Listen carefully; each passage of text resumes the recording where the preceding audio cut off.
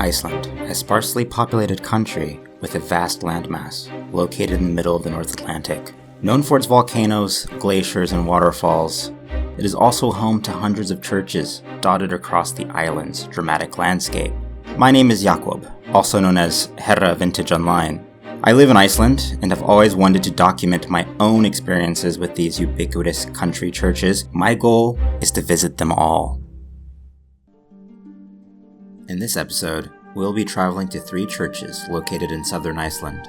The first is located on a famous farm mentioned in the sagas, in the municipality of Ölfus.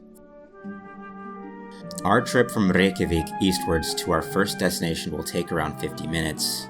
That said, it took a bit longer since I needed to stop off at a petrol station first. Here we arrived at Hjallakirkja in Ölfus. Approaching the church is quite the treat. This sturdy church building is made of solid concrete and was built in 1928. It was consecrated on November the 5th that same year and was the parish church of the municipality of Ölfus, including the settlement of Thorlákshöfn on the coast. A deeper look at the church, we see these beautifully shaped window details, the main tower and the impressive red dome on the top of the tower in place of the usual spire.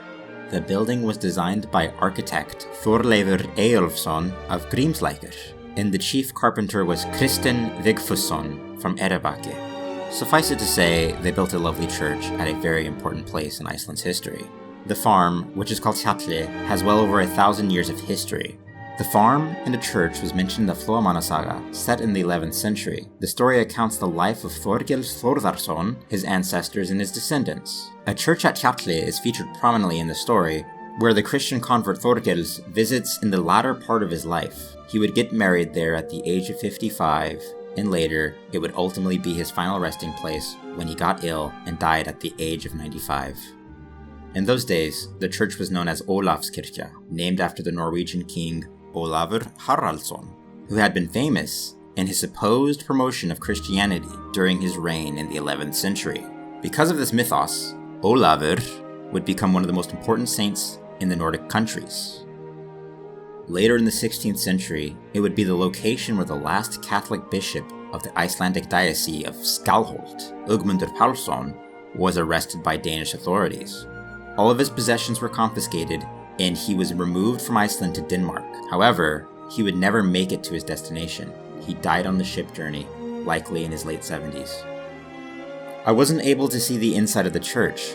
However, here are some photos of the interior from kirkjublaðið.is website. The interior features a lovely barrel-vaulted hall with blue accents, typical of many Icelandic churches. Something to note is the painting at the altar, which is a recreation of a French painting by Charles André van Loo. This recreation was made by Artgrímur Gíslason in the middle of the 19th century, and the altar itself was a donation from the father of the architect, Eyjólfur Guðmundsson. There is of course a lot more to say about this church overall, so I will link my sources below. To conclude this section, Hjallakirkja is a beautiful church steeped in centuries of history.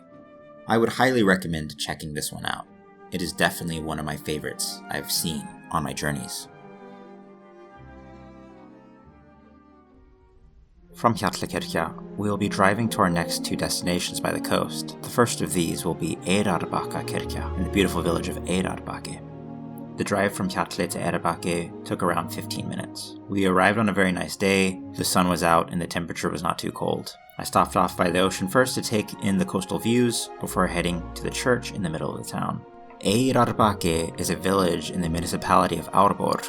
The earliest settlements in the area date from the 10th century, during the Landnáms period. Later, Eyrarbakki would become one of the main trading posts in Iceland. During the 17th and 18th centuries, the settlement was an official trading post during the Danish trade monopoly era, and in those days had the largest port in southern Iceland.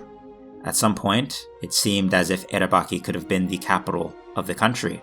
However, the growth of this village would slow down by the 20th century. Something to note is the amount of older buildings concentrated around the main street, Búðarstígur. Eyrarbakki is actually home to one of the oldest wooden buildings in the country, and the oldest in southern Iceland. This house being referred to as Húsið, or literally the house. It was built in 1765, the same year that allowed overseas merchants to stay over the winter on the island. A church of some form has been known in sources as early as 1412 around the farms in Skumstaðir. However, the current church was built in a different location in the year 1890 to serve the growing population of the area. Before this, some of the inhabitants of Eyrarbakki went to the bigger parish church in the settlement of Stokkseyri. Eyrarbakkakirkja is a tall two-nave wooden church and is the main landmark of the village. Its tower can be seen from many parts of the town. It was designed by Johan Fredrik Jonsson, and its chief carpenter was Páll Jonsson from Gamla Hraun. The building itself is quite the sight. With its impressive tower, the church was originally clad with horizontal wooden planks upon its completion. However, this would be quickly replaced with corrugated iron cladding. Other alterations occurred in the 1960s when the window details were altered, adding classical-style pediments above some of the windows, and the siding was replaced with wood yet again, this time in a dark brown color. Moreover, a small extension was built on the northern side of the building. The old wind vane on the tower was replaced with the now ubiquitous cross of light, seen on many church buildings in the country. However, in the period from 2015 to 2020, the church would undergo major renovations to return the building closer to its original appearance. I wasn't able to go inside of any of the churches in this video, unfortunately, but I'll provide a few photos here.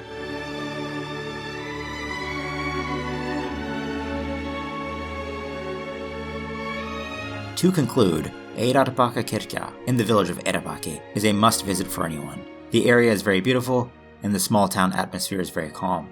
The town is approximately a 50-minute drive from Reykjavik. One can also take public transit to get there.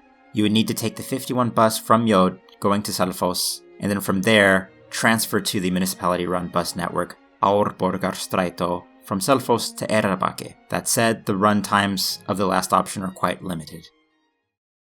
Located in the nearby town of Stokkseyri. Stokkseyri is also in Árborg municipality and in some respects shares a lot of similarities with Eyrarbakki. Like Eyrarbakki, there has been a settlement there since the 10th century. The settlement was mentioned in the Flóamanna saga. The founder of the site was Hásteinn Atlason, a Norwegian settler during the Landnám period. Like Ingólfur Arnarson, the founder of the first Norse settlement in Iceland, Hásteinn threw the set of high-seat pillars, or Undvegisölur, overboard his ship. Wherever this set of pillars washed ashore, that would be the location of the settlement. Hásteinn's pillars washed where Stokkseyri is now located. There has been a church at Stokkseyri for many centuries. The first to be mentioned was in the church register of Bishop Páll Jonsson from around the 1200s. However, the wooden church building which stands now dates from 1886 and is the oldest standing building in the entire village. Its designer was the foreman Jón Thorhallsson, and the building to this day is an important landmark for the town.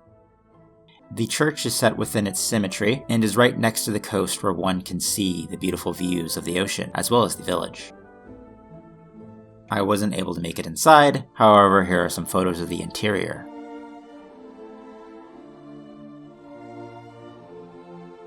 Like Eyrarbakki, Stokkseyri has a decent amount of beautiful old buildings dotted around the town. An interesting spot is the recreation of the fisherman's hut from the 18th century called Þuríðursbúð. This spot is very interesting as the hut is named after the fisherman Þuríður Einarsdóttir. Þuríður was born in 1777 and grew up fishing with her father at a young age. By the age of 17, she would become a fisherman full-time. She would become the foreman of a ship for 25 years during her more than 50-year fishing career. Stokkseyri is a wonderful spot to stop off at. The village is gorgeous, and there are even more great things to see directly outside of the village, like the Kanaráros lighthouse built in 1939. The style of this lighthouse is amazing, as it is in the streamlined modern style. I didn't visit it on this trip, but it is around 5 kilometers east of Stokkseyri. This concludes the video. If you can, please consider supporting the channel by liking this video and perhaps subscribing to this channel for more. I truly appreciate it. Thank you for watching, and I will see you in the next episode.